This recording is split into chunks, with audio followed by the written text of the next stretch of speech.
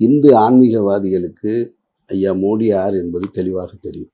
உண்மையான இந்து ஆன்மீகத்தை நம்புகிறவர்களுக்கு, நம்புகிற பெரியவர்களுக்கு இங்கே நடப்பது அரசியல் என்பது தெளிவாக தெரியும். அதனால் இந்த சர்ச்சை தொடர்ச்சியாக இருந்துக்கிட்டே தான் இருக்கும்.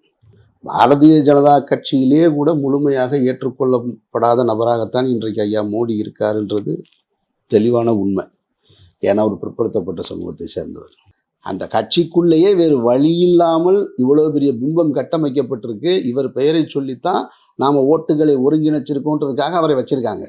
அதுக்காகத்தான் வச்சுருக்காங்களே தவிர அவருடைய செயல்பாட்டின் காரணமாக, அவர் மேலே இருக்க அன்பின் காரணமாக, அவருடைய பிறப்பின் காரணமாக அங்கே வைக்கலை. அது அவருக்கும் தெரியும். அதனால் மடாதிபதிகள், பீடாதிபதிகள், இன்னும்